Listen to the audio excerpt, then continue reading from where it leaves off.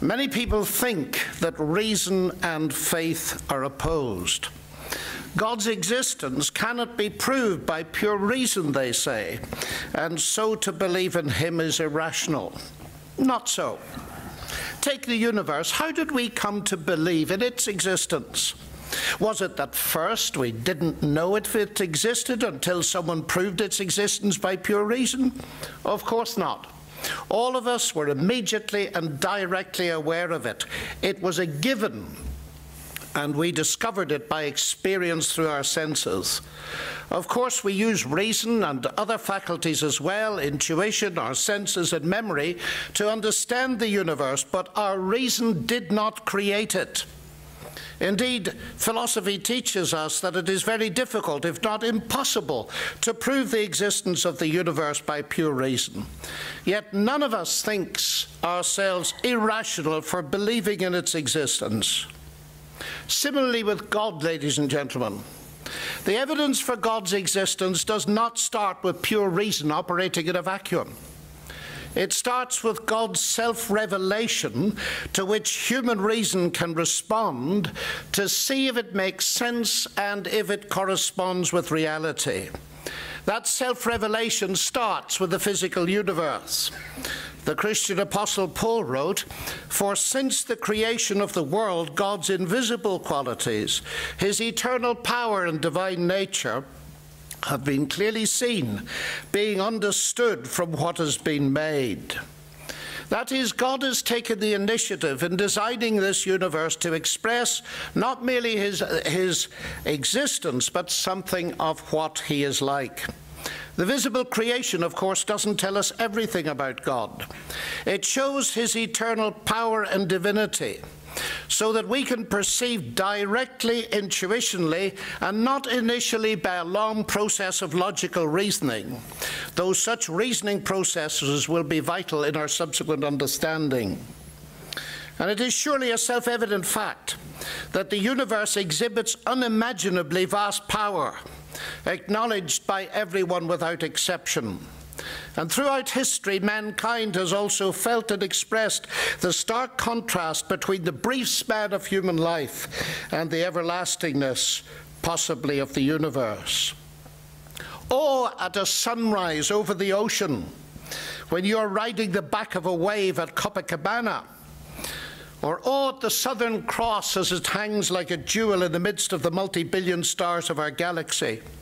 Wonder at the cry of a newborn baby, or at the creativity of a Rembrandt, a Mozart, or an Einstein, is the window for many people into perceiving that this universe cannot be all that exists. There must be something beyond to which it points. My Oxford colleague Keith Ward once wrote, "To the majority of those who have reflected deeply about the origin and nature of the universe, it has seemed that it points beyond itself to a source which is non-physical and of great intelligence and power." Almost all of the great classical philosophers, certainly Plato, Aristotle, Descartes, Leibniz, Spinoza, Kant, Hegel, Locke, Berkeley, saw the origin of the universe as lying in a transcendent reality. They had different specific ideas of this reality, but that the universe is not self-explanatory and it requires some explanation beyond itself was something they accepted as fairly obvious. It is obvious, ladies and gentlemen, and perhaps demonstrated not least by the most recent World Values Survey, showing that 80.1% of Australians believe there is a God or gods, and 5.3% were atheists. The source of the overwhelming power and beauty of the universe is God, and science has done nothing to diminish that impression. After all, science as we know it is the gift of the Judeo-Christian heritage to the world. Distinguished historian Edwin Judge of Macquarie University says, "The biblical doctrine of creation is itself the creator of the methodology of modern science." We don't hold the Greeks' perspective anymore, in spite of the fact that people keep looking back to Greeks as the origin of science. It is not the origin of science. The book of creation is the origin of modern science, the book of Genesis. And the Nobel Prize winner Arno Penzias, who discovered the echo of creation, the cosmic background microwave radiation, tells us this: astronomy leads to a unique event, a universe which was created out of nothing, one with the very delicate balance needed to provide exactly the right conditions required to permit life, and one which has an underlying, one might say, supernatural plan.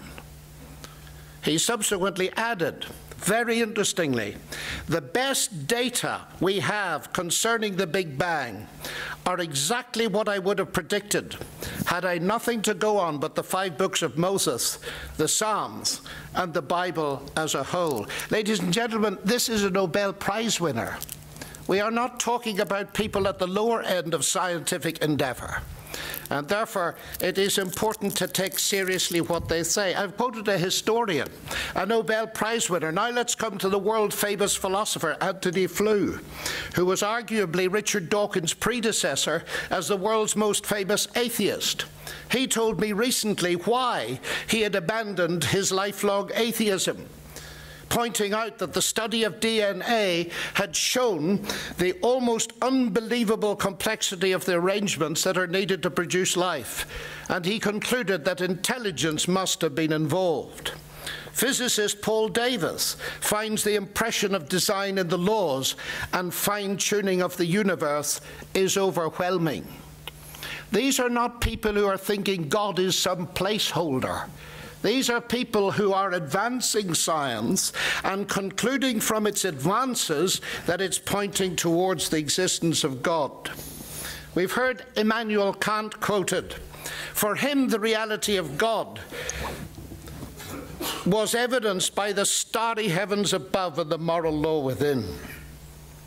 We humans find ourselves in a starry universe, but we find that we are moral beings. And our behavior demonstrates that we believe that that morality is neither subjective nor relative. Saying to someone you shouldn't have done that shows that you expect the other person to share your moral code. That is, you both believe in a moral code that transcends the individual. But where does this come from? Dostoevsky said, if God does not exist, everything is permissible. No, say the new atheists, we can be good without God, so we don't need him. Ladies and gentlemen, of course atheists can be good, and religious people can be highly immoral. Indeed, atheists often put to shame religious people by their integrity and their commitment to doing good. I am not suggesting for one moment that atheists cannot be moral. After all, it is my own Christian faith that teaches me that since all men and women are equally valid, equally valuable, and made in the image of God, they possess an innate sense of morality, whether they believe in God or not. What I am saying, though, is that atheism does not explain how sane people regard certain things as absolutely wrong, like torturing little children. Richard Dawkins, incidentally, agrees. It is pretty hard to define absolute morals, he writes, on anything other than religious grounds. Well, it's pretty hard to define any morality if we follow him a little further. The universe we observe has precisely the properties we should expect, he writes.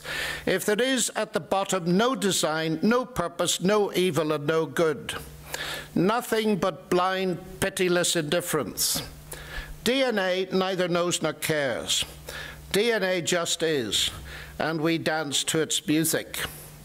Now, Dawkins later shows awareness that he is at the edge of a very steep precipice here, and he tries to draw back, suggesting elsewhere that we can rebel against our selfish genes, although he signally fails to tell us how we can do so if they and they alone determine our behavior.